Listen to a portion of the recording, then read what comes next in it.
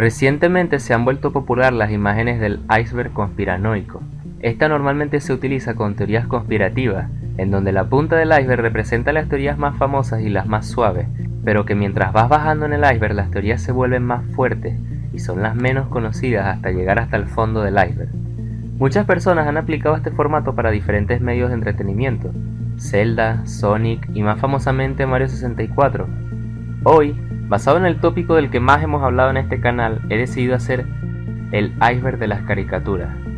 Hay que mencionar unas cosas antes de seguir.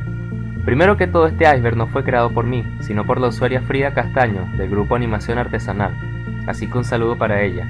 La segunda cosa que tengo que decir es que mientras más bajemos en el iceberg, las teorías y datos que veremos se pondrán más extraños y oscuros, así que estás advertido. Ahora sí, sin más nada que decir, empecemos con el video.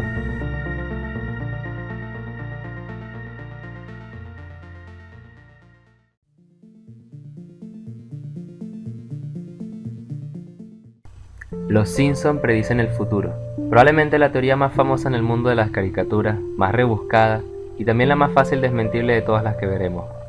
Hay gente que asegura, tu Cosmópolis, que los Simpson predicen el futuro, basándose en unas supuestas predicciones imposibles hechas por la serie, como por ejemplo la de que Donald Trump iba a ser presidente de los Estados Unidos, en un episodio emitido en el año 2000, mucho antes de que Donald Trump comenzara su campaña a la presidencia. ¿Cierto? Pues bueno, no. Si bien sí, esto fue 16 años antes de que fuera presidente, ya por allá de los años 90, Donald ya estaba diciendo públicamente que sería presidente de los Estados Unidos. Por esto, hacer un chiste diciendo que finalmente lo conseguiría en el futuro no era tan raro que digamos. La teoría Pixar. La segunda más famosa y la segunda más desmentible. Esas mismas personas que se creen que los Simpsons van a predecir el fin de los tiempos, tu Cosmópolis, creen también que todas las películas de Pixar están conectadas y ocurren en el mismo universo. Esta tiene muchos más fundamentos que la anterior, eso sí, no me quiero tardar mucho aquí, pero la teoría Pixar se originó por el crítico de cine John Negroni, cuando subió un blog explicando cómo las películas ocurren en el mismo universo y las acciones de los personajes en una cinta afectan en otra, basándose en el hecho de que a Pixar le gusta poner easter eggs de una película en otra. Si me preguntas, yo opino que esta teoría es eso, una teoría, y que algunas personas sobrepiensan unas películas de niños, pero cada quien tiene su opinión. Oliver despierta sin piernas. Esta teoría se la deberían saber todos. Hayas visto o no Supercampeones, creo que todos hemos escuchado la teoría de que el verdadero final de la serie muestra que Oliver, el protagonista de Supercampeones, durante toda la serie en realidad está en un coma luego de un accidente que tuvo de niño cuando un carro le arrancó las piernas, y que todo lo ocurrido en la serie ha sido producto de su imaginación. Si bien esta teoría se tenía como cierta por muchas personas y por otros como un simple creepypasta, hoy en día se sabe que es completamente falsa, y la supuesta animación que acompañaba la teoría para darle veracidad se sabe que fue creada por los mismos internautas. El suicidio de Calamardo. El creepypasta más famoso, el que inició la moda de los episodios malditos o perdidos de las caricaturas, ese fue el suicidio de Calamardo, un supuesto episodio perdido de Bob Esponja en donde Calamardo cometía suicidio. Obviamente ya todos sabemos lo falso que es, pero en su época, cuando salió, internet era mucho más crédulo y este creepypasta se hizo bastante famoso, llegando al grado de que los creadores de la serie tuvieron que públicamente desmentirlo. El suicidio de Calamardo es tan tonto, pero tan icónico, que recientemente en un episodio de Bob Esponja se le hizo un guiño, volviéndose probablemente el único creepypasta que apareció en la serie original. Regla 34. La regla 34, estoy seguro de que muchos de ustedes la conocen. Es esa regla de internet que dice, si existe, ya hay o habrá un porno de ello, sin excepciones. La regla va acompañada de una página del mismo nombre donde se recopilan estas imágenes, desde Dragon Ball y Naruto hasta el mismísimo Bowser. Si existe, ya lo sexualizaron. Ey, sigue viendo este video, no vayas corriendo a buscar la página. Walt Disney congelado. Esta teoría afirma que Walt Disney no murió, sino que fue congelado para quién sabe qué propósito. El que hizo esta teoría no le puso mucho empeño que digamos.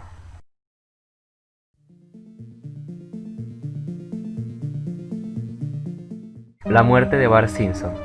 La muerte de Bart Simpson, al igual que el suicidio de Calamardo, fue otra historia o creepypasta que hablaba de un episodio perdido, en este caso en Los Simpsons. Esta teoría contaba que hubo un episodio no transmitido de la serie en donde Bart fallecía luego de un accidente y que todo el pueblo de Springfield sufría de depresión tras lo sucedido. Si bien este creepypasta se hizo relativamente popular, no alcanzó la fama del suicidio de Calamardo y tampoco estaba muy bien escrito como para ser un buen creepy que recordar o volver a leer. Fue simplemente un intento fallido. Hora de Aventura transcurre después de una guerra mundial.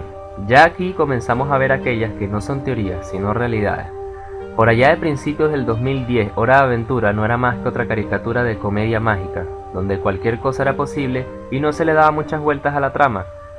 Todo esto cambió cuando los fans de la serie se dieron cuenta de que en la intro del episodio, así como en el escenario de los mismos, se veían restos de aparatos electrónicos y armas de guerra tiradas en el suelo, como basura abandonada, así como el hecho de que Finn, a quien se le refería como Finn el humano, era al parecer, como su apodo lo explica, el único humano vivo en toda la serie.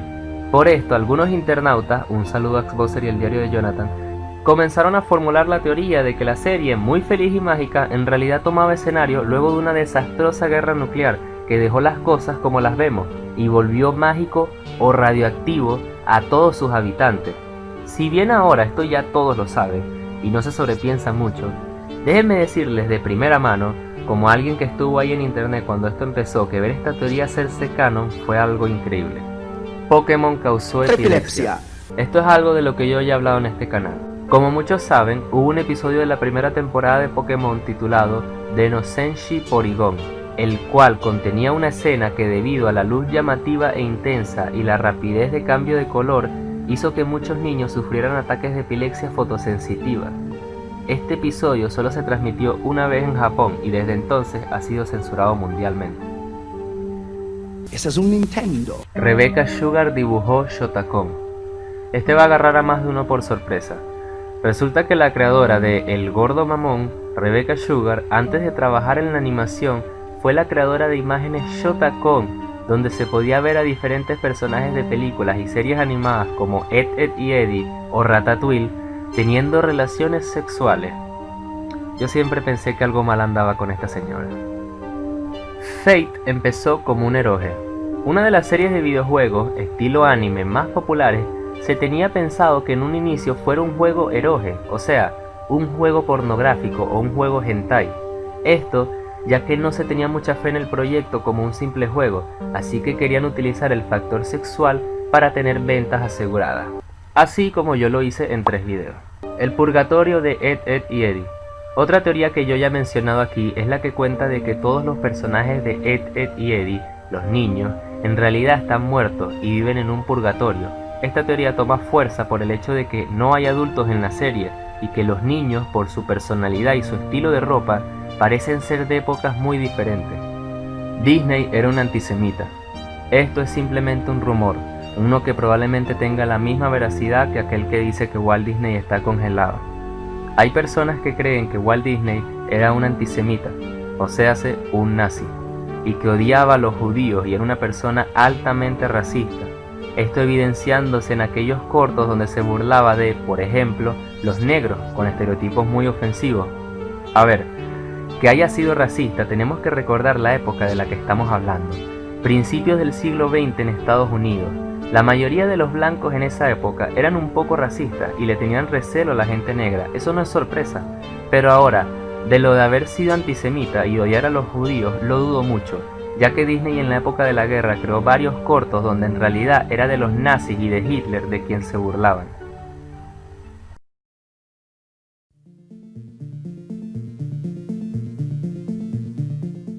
El guión original de Zootopia. La película Zootopia tuvo un primer guión, un poco más oscuro del que terminamos viendo. En el guión original se destaca que los animales carnívoros debían usar un collar que daba altas descargas eléctricas si se ponían agresivos. El primer Toy Story 3. Así como Zootopia, Toy Story 3 tuvo una trama original que nunca se desarrolló. En esta historia, Buzz Lightyear es mandado a Taiwán para supuestamente ser reparado, pero en realidad lo querían echar a la trituradora. Por esta razón sus amigos se dirigen a Taiwán a intentar salvarlo. The Modifiers. The Modifiers fue una serie para Nickelodeon que nunca llegó a ver la luz. A la serie solo se le produjo un piloto antes de que Nickelodeon decidiera darle luz roja al proyecto. Eso no es lo que se queda en este puesto, o la razón por la que la serie es recordada. La razón de ser recordada es porque poco después de salir el piloto, Sung Sama, un artista de videos para adultos, creó una parodia llamada The Muddy Fuckers. Esta parodia eclipsó por completo a la serie original. Muchas personas vieron la parodia sin siquiera saber de la serie, tanto así que se cree que esa fue la razón tras su cancelación. La película perdida de Jojo. En 2007 se creó una adaptación cinematográfica de la primera parte del manga de Jojo. Esta se estrenó una sola vez en los cines y fue un fracaso total, tanto que los creadores hicieron todo lo posible por esconderla. Actualmente solo se encontraron trailers promocionales y los primeros 16 minutos de la película. Bolívar el héroe. Bolívar el héroe fue una película animada colombiana que relataba la historia del libertador Simón Bolívar. Esta película es tan mala, con una animación tan mala, que da risa de lo mala que es. La película estuvo perdida por mucho tiempo desde que se estrenó en 2003 y no fue hasta la llegada de YouTube que la película se subió a internet. Doblaje argentino de Pixar. Este es un dato que a mí me sorprendió bastante. Resulta que algunas películas de Disney, más específicamente las de Pixar, tuvieron un doblaje al argentino. Así como lo escuchás, en esto se utilizaba una cantidad exagerada de modismos argentinos. La mayoría están perdidos, excepto por el de Los Increíbles. No te puedo poner el clip, pero te aseguro que iría algo así. ¿Tiene abierto? Tengo abierto. El orto tiene abierto. Pero la puta madre, ya me Nice Boat.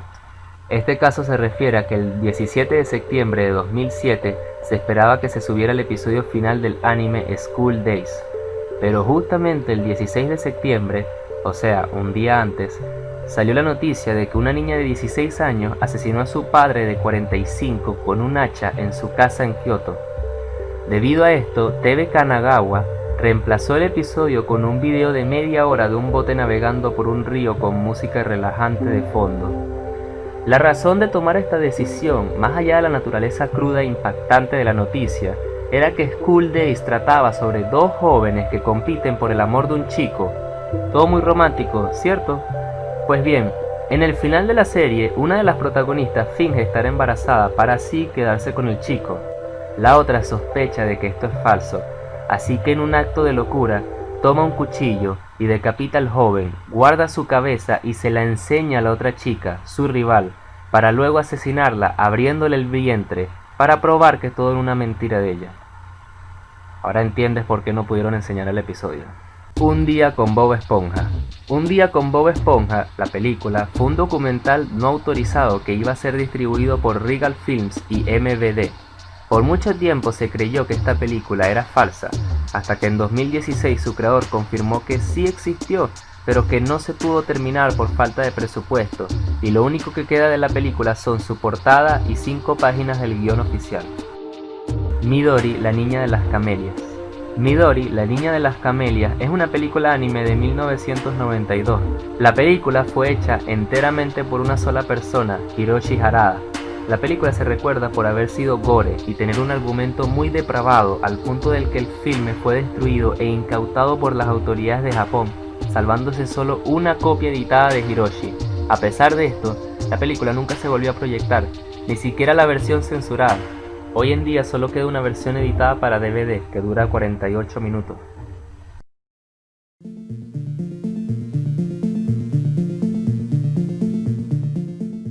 Education for Dead.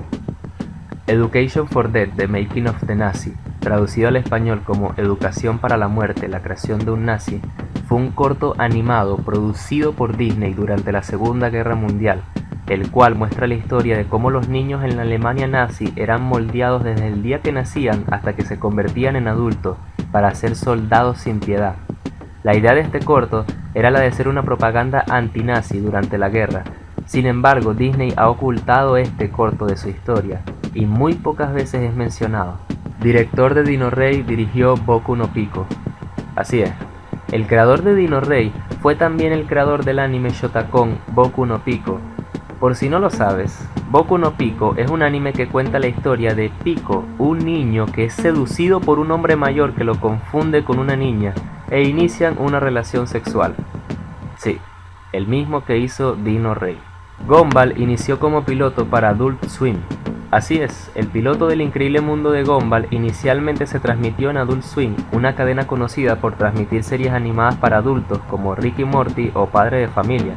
El piloto fue rechazado por Adult Swim, pero fue aceptado por Cartoon Network para la fortuna de todos nosotros.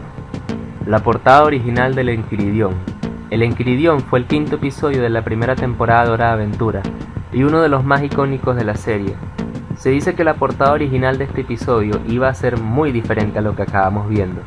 En la portada original, que estás viendo en pantalla, Finn está apuñalando de una forma muy grotesca a Jake. Si bien esta portada se ve bastante real, en realidad se trata de una broma que le quisieron hacer a Cartoon Network. Suicide Mouse. Este caso es bastante conocido, no voy a tomar mucho tiempo explicándolo, pero Suicide Mouse es supuestamente, al estilo del suicidio de Calamardo o la muerte de Bart, un creepypasta de un episodio maldito de la serie, o en este caso del personaje.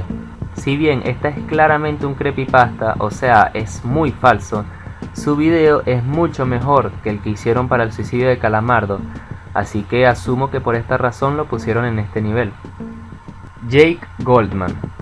Creo que con este caso se refieren a que Jake Goldman, escritor del reboot de Las Chicas Superpoderosas, recientemente se ganó mala fama dentro de la industria de la animación, ya que insertó un personaje idéntico a él, del cual Bon Bon está perdidamente enamorada. Esto para muchos fue la prueba de que Jake solo lo hizo con el fin de cumplir un fetiche, o de hacer realidad un fanfic personal. Otras personas incluso alegando de que Jake tiene tendencias pedófilas, pues si bien Bon Bon no es una niña de verdad, seamos sinceros, su personaje es una niña, y que un adulto se inserte como personaje en una serie animada y tenga una relación con una niña, ficticia o no una niña, es bastante raro por donde lo vea. Personalmente me parece descabellado asumir que esto lo haría un pedófilo, pero sin duda hay que admitir que esto lo hace alguien raro. Creador de At Age pedófilo. Este es bastante reciente, verán. Resulta que el creador del anime At Age, Tatsuya Matsuki, fue arrestado por las autoridades el 8 de agosto de este mismo año por haber acosado sexualmente a una menor de edad. Tras esto, la editorial Shueisha anunció que se tomó la decisión de cancelar el manga, publicando su último tomo el 11 de agosto de 2020. Este caso sorprendió a la comunidad, ya que su manga había sido bastante bien recibido, incluso recibiendo premios y halagos por todos lados. Pero bueno, si algo aprendimos es que el talento del artista no es proporcional con la moral de la persona.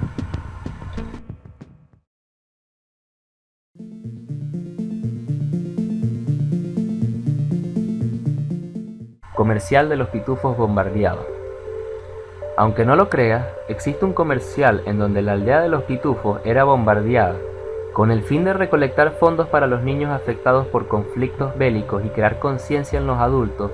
UNICEF ideó una propaganda poco común y que casi nadie imaginaría: la aldea de los pitufos con los horrores de la guerra.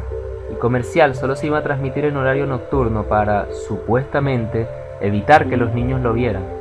Contenía a la aldea de los pitufos viviendo tranquilamente en paz y armonía, cuando sin aviso son bombardeados y asesinados, destrozando su aldea para luego poner el mensaje: no permitas que la guerra afecte a la vida de tus niños. Sí, tampoco permitas que tus comerciales traumen la infancia de otros. El South Park árabe. Aunque no lo creas, los chinos no son los únicos en falsificar o copiar productos americanos. Desde el año 2000 hasta el 2003, en Kuwait se transmitió una versión árabe de South Park, donde poco o nada trataron de ocultar el plagio, con los diseños de los personajes siendo iguales o incluso copiando la broma de Kenny muriendo en cada episodio.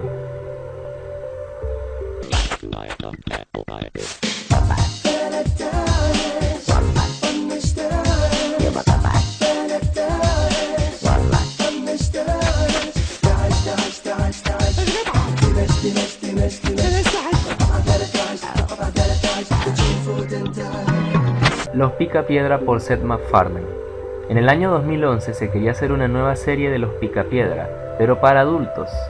Esta iba a ser dirigida por el mismísimo creador de Padre de Familia, Seth MacFarlane.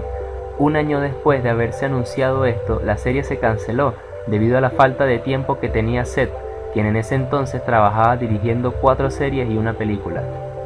Digimon, la película, causó un divorcio. Un usuario en un foro de internet contó cómo un corto de Ángel Anaconda en la película de Digimon causó el divorcio de sus padres. Verán, el usuario cuenta cómo cuando era un niño le rogó a sus padres para ir a ver la película de Digimon. Sus padres, quienes ya tenían problemas en ese entonces, solo que el niño no lo sabía, accedieron y fueron juntos a ver la película. El usuario cuenta que todo iba bien y que sus padres incluso parecían felices, hasta que al inicio de la película apareció el corto de Ángela, lo cual ellos no se esperaban e hizo que el niño comenzara a llorar y que los padres se pusieran a discutir, pues pensaban que habían escogido mal la película. Tras esto, el niño y sus padres salieron del cine juntos, por última vez en familia. Darling in the Franxx, propaganda sobre la natalidad. Este es uno de los más extraños de todos. Resulta que el anime Darling in the Franxx se creó con el fin de promover la natalidad en Japón, o sea, con el fin de que los japoneses tengan más hijos. Esto porque en los últimos años la natalidad en Japón ha disminuido a un ritmo preocupante, por lo que el gobierno decidió utilizar el único medio al que los jóvenes japoneses le hacen caso para poder decirles entre líneas: tengan hijos, otakus culiados. Creador de Rurouni Kenshin tenía CP. En noviembre de 2017 la policía anunció el decomiso de DVD con videos de jóvenes preadolescentes desnudas en la oficina del creador del anime Rurouni Kenshin, mejor conocido en Occidente como Samurai X, Nobuhiro Watsuki. Nobuhiro se declaró culpable e incluso admitió ser un pedófilo atraído por las jóvenes menores de edad. El final original de un capítulo de Un Show Más. El especial de Halloween de Un Show Más, Cuentos de Terror en el Parque 2, iba a tener un final original que tuvo que ser descartado, ya que se consideró bastante oscuro para el público infantil. En el final original, mientras los personajes se dirigen a la fiesta de Halloween y Benson termina de contar su última historia, el carro en el que van se queda atascado en el tráfico, pues un accidente se produjo más adelante. Los chicos, curiosos, le piden al conductor que vaya lento para que puedan ver el accidente. Cuando toman un vistazo, se percatan que el carro del accidente es muy parecido al carro en el que ellos van. Cuando toman un vistazo más de cerca, ven que en efecto es el mismo carro en el que ellos están viajando, y los cadáveres de las personas que viajaban en él son ellos mismos. Tras esto, automáticamente entran en pánico y le preguntan al conductor que qué está pasando. El conductor se voltea para mostrar su rostro esquelético y acelerar a una velocidad muy rápida en una dirección desconocida. Los chicos gritan desesperados y dicen que ellos solo querían ir a una fiesta. El conductor les responde que no se preocupen, que habrá muchas fiestas a donde ellos van.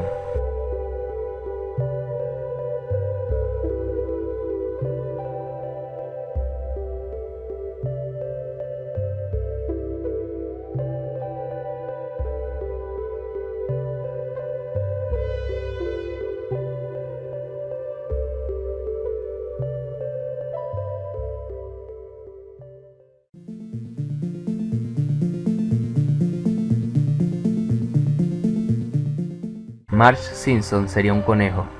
Uno de los conceptos originales más raros en la historia es sin duda la idea original para el personaje de Marge Simpson. Matt Groening, creador de la serie, reveló en una entrevista que tenía como idea original que Marge fuera un conejo y que por ende tuviera orejas de conejo escondido bajo su cabello. Una prueba de esto se puede ver en un videojuego de los Simpsons, donde aparece una animación de Marge con sus orejas. Final alternativo de Candy Candy. Esto ya yo lo mencioné en el video de los 7 finales más oscuros e inesperados de las caricaturas, así que lo mencionaré rápido aquí.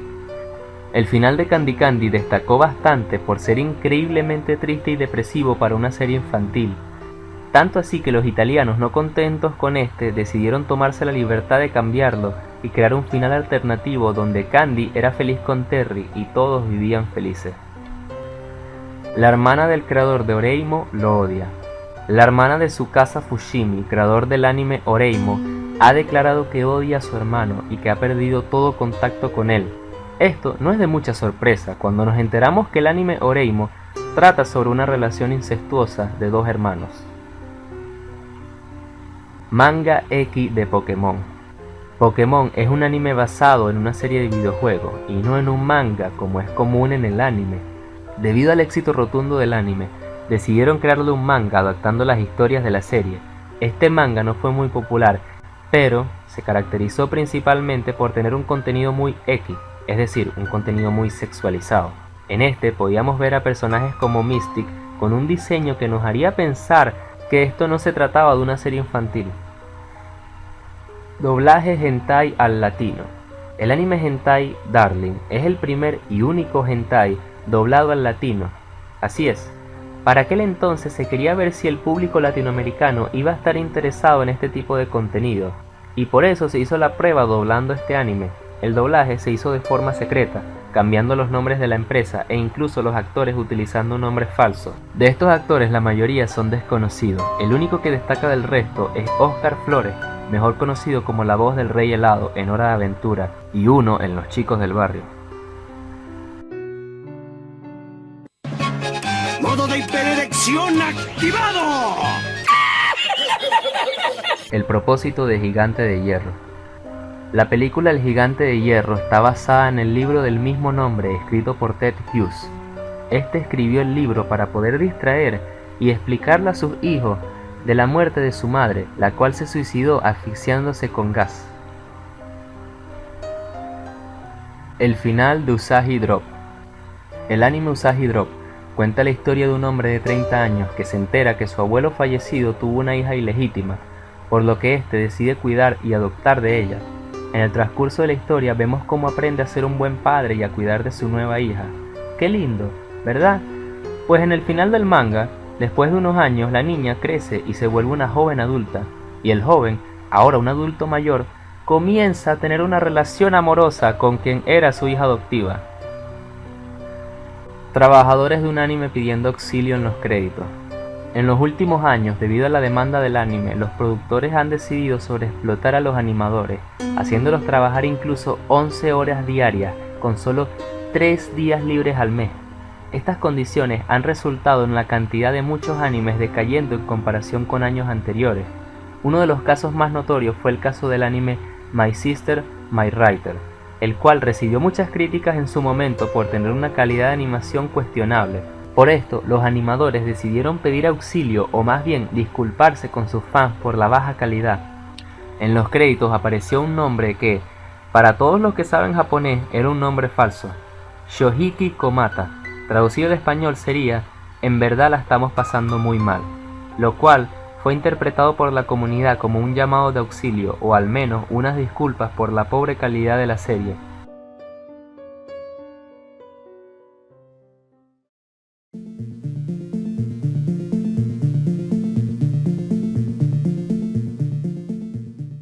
Doblajes ilegales de caricatura. Algunas caricaturas han sido dobladas en otros países de forma ilegal, o sea, sin el consentimiento de la empresa dueña de la serie. El ejemplo más conocido de esto es el del doblaje persa de Bob Esponja.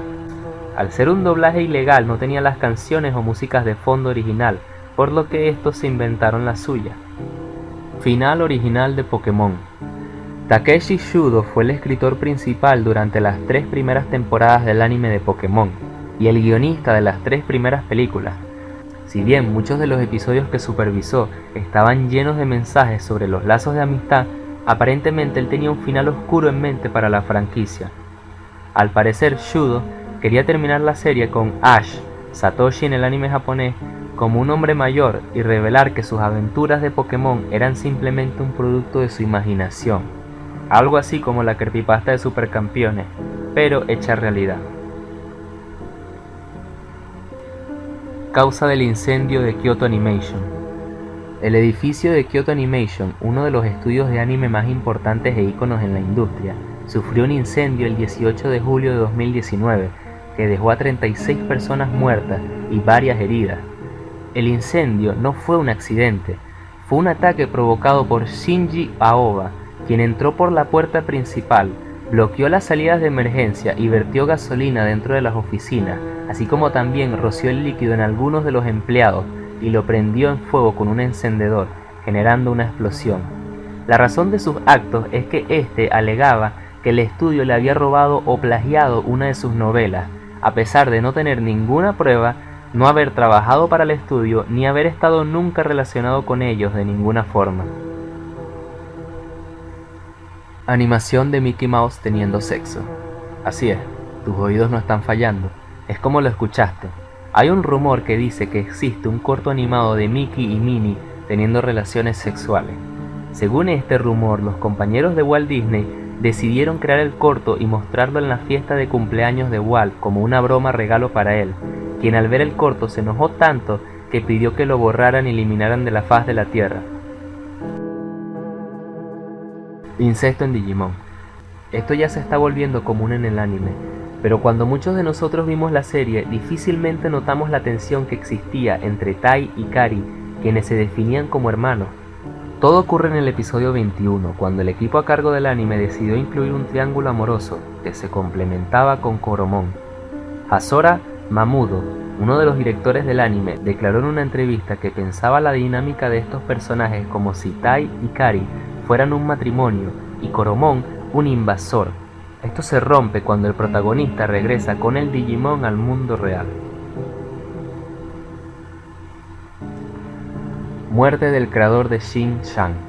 El 11 de septiembre de 2009, el creador de Shin-Chan, Yoshito Usui, desapareció después de haber ido a practicar senderismo en una zona montañosa. 9 días después, el 20 de septiembre, su cuerpo sin vida fue hallado en un barranco. Todavía no se sabe si su muerte fue un accidente o un suicidio. Asesinato de Paul Boyd. Este nombre probablemente no te suene, pero estoy seguro de que su trabajo sí lo hará.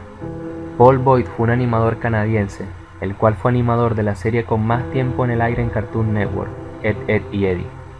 A la edad de 20 años, Paul fue diagnosticado con trastorno bipolar y depresión maníaca, una enfermedad por la que recibió un tratamiento constante y generalmente eficaz. Vivió con esta enfermedad durante casi 20 años, hasta que un 13 de agosto de 2007, Paul causó un escándalo en una vía pública, tanto que se llamó a la policía, quienes hicieron un uso excesivo de la fuerza y lo mataron de 9 tiros. El último tiro cuando él ya estaba en el suelo.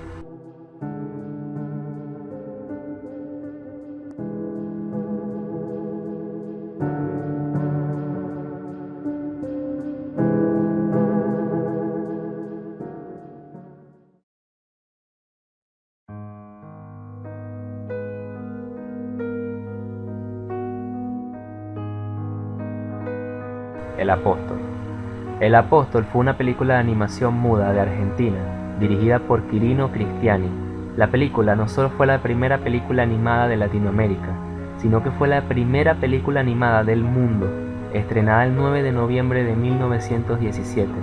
A pesar de ser tan importante y tener un título tan alto, el film está destruido y no quedan copias en la actualidad debido a un incendio en 1926. Lo único que queda de este largometraje son pequeñas imágenes como la que estás viendo en pantalla. El primer hentai es un lolicón. El primer hentai de la historia fue Lolita Anime, una serie de ovas hentai producida en 1984 por Nikatsu Video. Lo que hace su caso especial es que se trata de un lolicón. Lolicón es un género categoría de anime que hace referencia a la palabra Lolitas Complex, traducido como complejo de Lolita, y se usa para describir la atracción sexual de un individuo hacia las niñas. 15.000 dibujos. 15.000 dibujos es una película de animación considerada el primer largometraje animado hecho en Chile. En la actualidad, se desconocen la trama y la duración de esta cinta de 35 milímetros, pero se conocen aspectos interesantes de la película, como que en el 41 los desarrolladores fueron visitados por Walt Disney, a quien le sorprendió el precario pero a la vez eficiente sistema que usaban. Cabe destacar que Chile no tenía los mismos recursos que Estados Unidos, la mayoría del equipo se hizo artesanalmente. Según se dice, Disney le dio sugerencias para la película y al ver la dedicación y el esfuerzo de los desarrolladores, los invitó para trabajar con él. Irónicamente, al momento del estreno de la película, no tuvo ningún éxito, y no porque tuviera mala animación o historia, sino porque para la época del estreno Disney lanzó varias de sus mejores películas de la historia, como Blancanieves, Fantasía, Pinocho, Dumbo y Bambi, películas de una calidad astronómicamente superior que incluso hasta el día de hoy no se sienten viejas o anticuadas, a diferencia de 15.000 dibujos. John Kricfalusi. El caso de John Kricfalusi es probablemente el más vergonzoso y turbio dentro de la industria de las caricaturas. Por si su nombre no te suena, John Kricfalusi es un ícono dentro del mundo de la animación, pues él es el creador de Ren y Stimpy, una de las series animadas más influyentes de los últimos años. Ren y Stimpy sirvió de influencia para Bob Esponja, Hora de Aventura, Rick y Morty y un show más, entre otras muchas. Esto te lo digo para que tengas en cuenta lo importante y admirado que era dentro de la industria. En 2018 salió a la luz la noticia: John Kricfalusi ha sido acusado de ser un depredador de menores. Las personas que han hecho semejantes declaraciones son dos de sus víctimas, Robin Bird y Katie Rice, dos ex empleadas que le conocieron cuando todavía eran menores de edad. Robin Bird en 1994 tan solo tenía 13 años y era hija de una familia muy humilde. Veía muy complicado poder ser una dibujante profesional y por eso mandó un video a Kricfalusi sobre sus sueños e ilusiones. Él de repente prestó especial atención a la joven. Primero le mandó una carta diciéndole que tenía talento, después le mandó cajas con juguetes y material para dibujar, y finalmente se convirtieron en amigos vía correo electrónico. A los 16 años las cosas se complicaron. La invitó a pasar unos días a Los Ángeles para mostrarle el estudio de animación de Spunko, y, mientras estaban en su casa, el hombre le tocó los genitales a través del pijama, una acción que la dejó paralizada. Ella tenía 16, él tenía 42. El verano del 97, sin embargo, Bird y Kricfalusi empezaron a ser pareja cuando el dibujante la contrató como becaria en su estudio. Vivían juntos y no sería hasta un tiempo después que Bird descubriría que Kricfalusi tomaba fotos de ella desnuda sin su consentimiento para mostrarlas a sus amigos.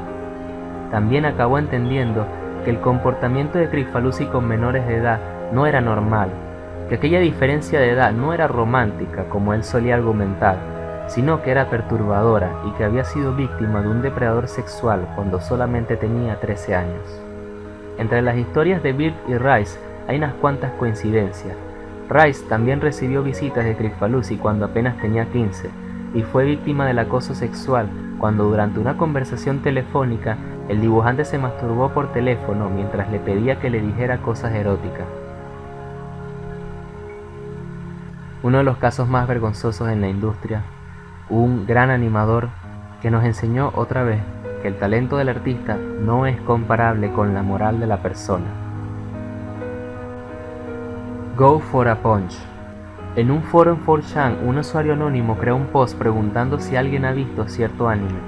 La persona explica de manera muy detallada el anime que según él encontró dentro de una carpeta en una página en la Deep Web. Según el usuario, el título del archivo era Go for a Punch, que traducido sería algo como Ve por un golpe. El anime estaba en japonés con subtítulos en inglés y tenía una duración de 30 minutos. El usuario cuenta que el anime trataba sobre 9 chicas que despiertan en un baño sin puertas o salidas visibles y se preguntan cómo llegaron ahí y, más importante, cómo saldrán de ahí. Tras pasar unos días sin poder conseguir una salida ni escapar de ese lugar, las chicas comienzan a perder la cordura y una tras una se decide suicidar de las maneras más horribles y grotescas que te puedes imaginar, con unas degollándose la garganta, otras ahogándose con el agua del inodoro e incluso otra golpeándose la cabeza repetidamente con la pared. La búsqueda de este anime no ha parado. Hasta el día de hoy usuarios de internet lo siguen buscando constantemente. No se ha podido demostrar que el anime sea real, pero tampoco se ha podido demostrar que sea falso, y muchas personas aseguran que no lo es.